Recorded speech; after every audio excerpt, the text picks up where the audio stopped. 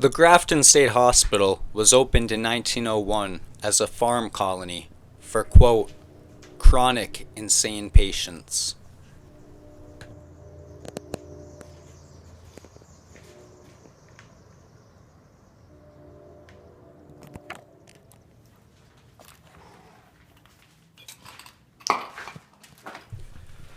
Upon opening, patients from the nearby Worcester State Hospital would be transferred.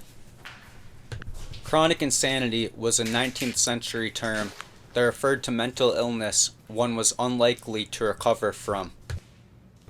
Once deemed chronic, it was unlikely that a patient would ever leave the hospital.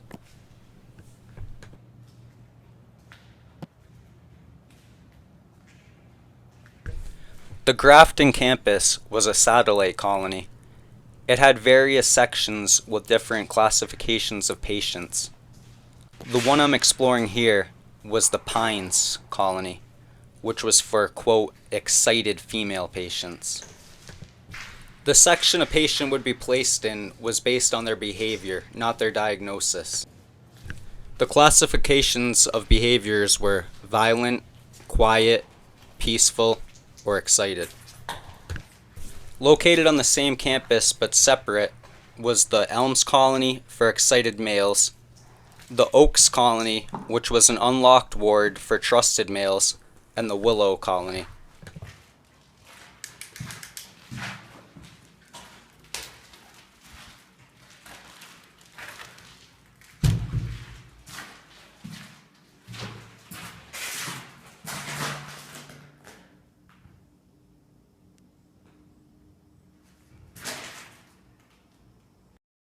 In the basement of Pines was a fully intact hydrotherapy room. Hydrotherapy put patients in baths of continuously flowing hot or cold water for extended periods of time. This was believed to help calm or alleviate manic or agitated symptoms. The canvas covering conjures up images of patients being restrained against their will in these tubs. However, these fittings were really just to provide a sense of privacy for the patients, as multiple patients would be bathing at the same time in the same room.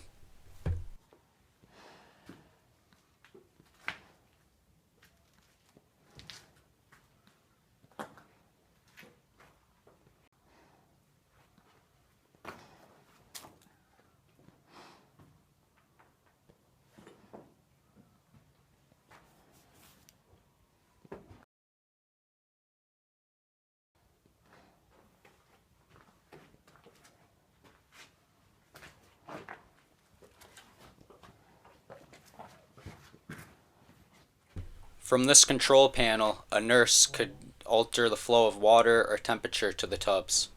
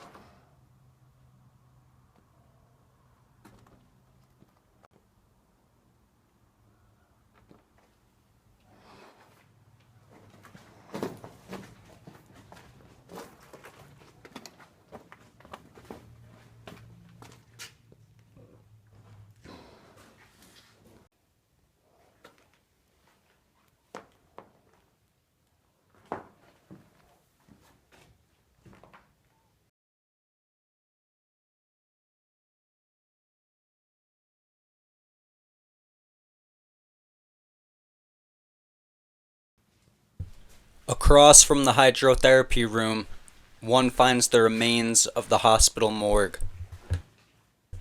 In its 72 years of operation, 1,041 patients passed away in these walls.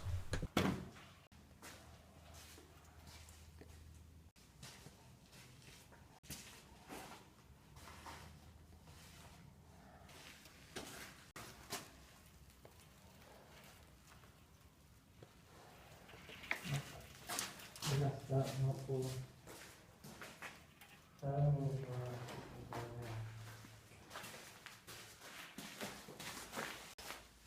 On that, back up. They, that's not good.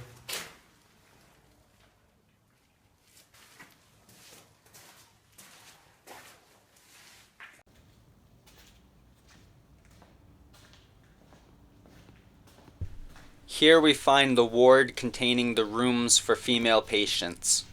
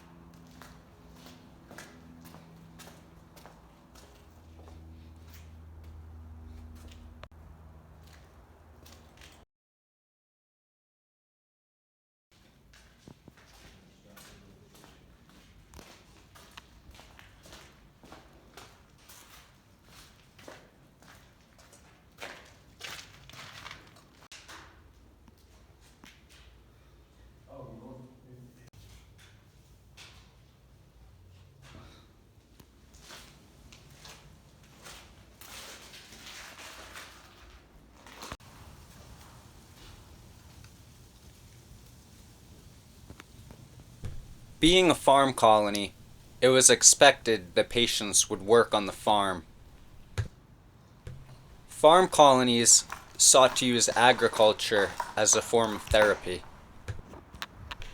Dr. Scribner, Grafton superintendent, quote, encouraged open air and out-of-doors work for both sexes, and many patients who had been cared for on closed wards seemed glad to be out of doors, where fresh air, plenty of work, and a different environment helped to change many of them from turbulent to quiet and industrious patients.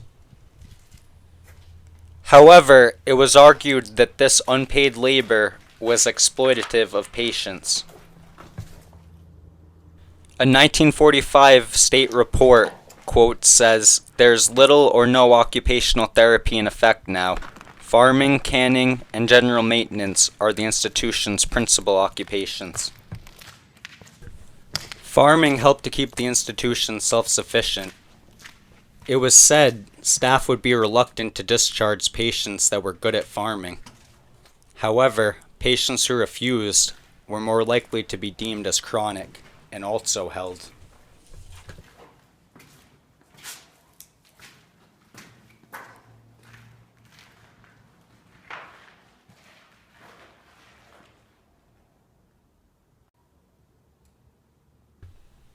By 1956, Grafton State Hospital had 4,537 patients and over 200 staff.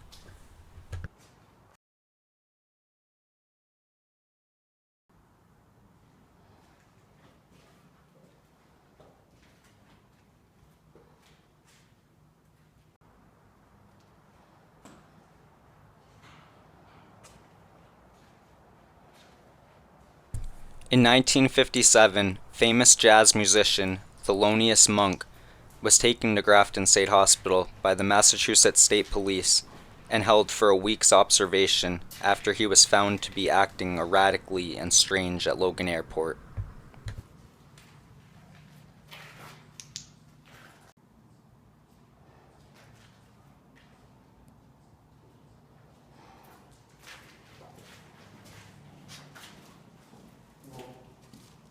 Cause this, let's see if you can tell me how strong my butt is.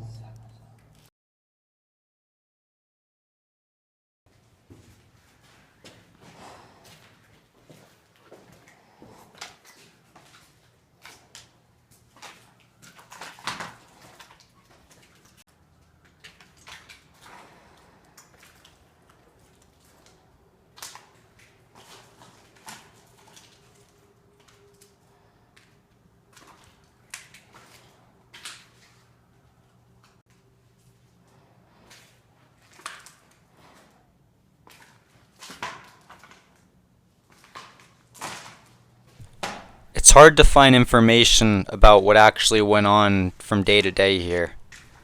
Accounts from nurses and doctors and patients are hard to find.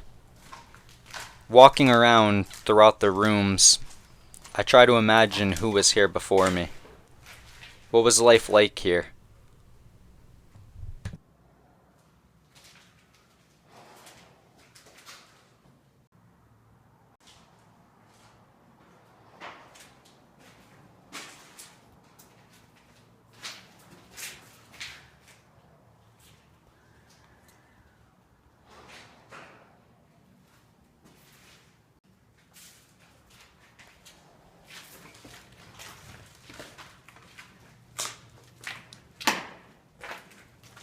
We're not gonna walk down this one, but I still want to just get a quick view.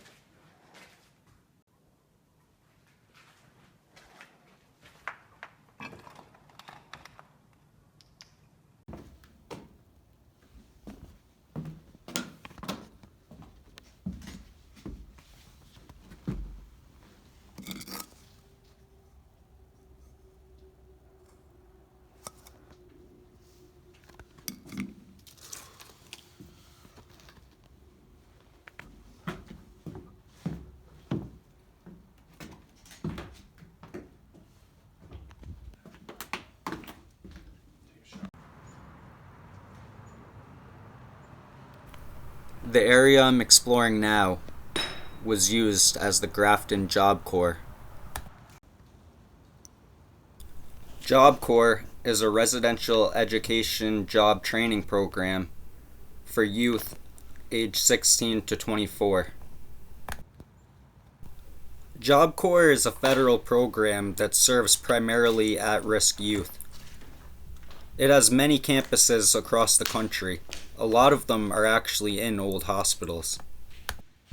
Grafton Job Corps opened in 1981 and occupies the former Grafton State Hospital buildings. I'm in that room. The area I'm walking through now were dormitories, which closed in 1996.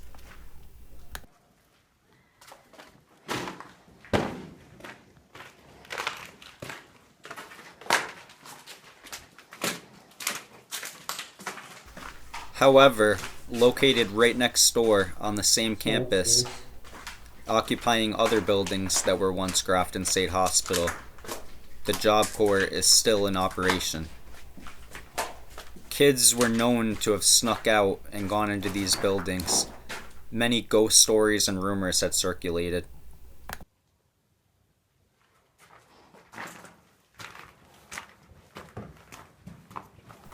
Can you imagine being a teen sent to this program and then sleeping up in these dorms, hearing rumors that there's a hydrotherapy room and morgue in the basement, and then sneaking down there to find out it's true?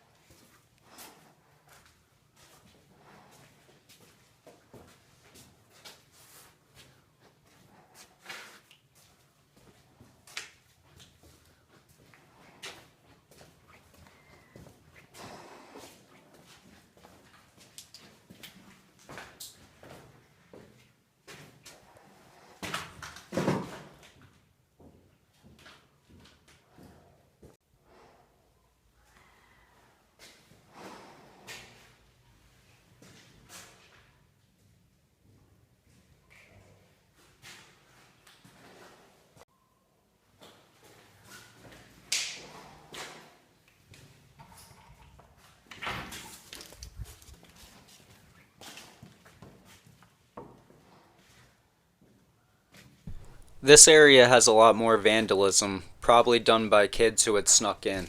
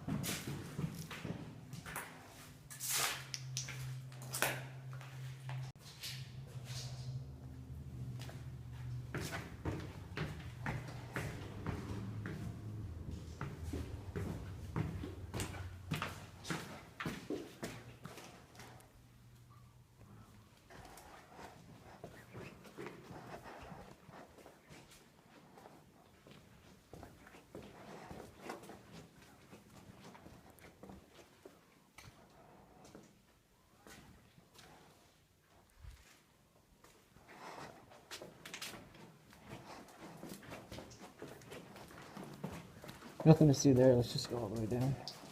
We'll have to come back up anyway. Oh.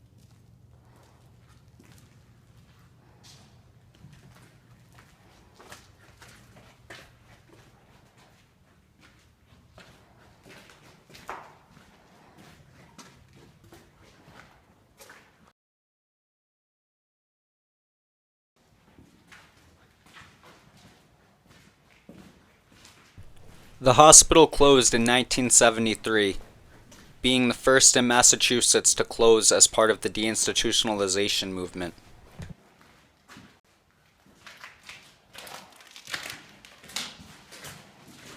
The idea of deinstitutionalization was to treat patients in community-based settings rather than hospitals.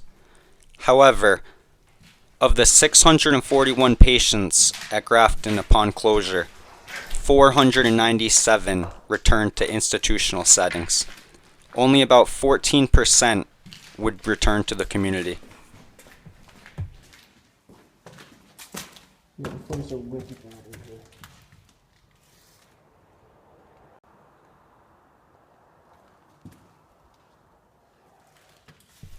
As of today, all of the abandoned buildings at Grafton State Hospital have been demolished. Many of the historic buildings are still in use today as the Grafton Jobs Corps and Tufts Veterinary School.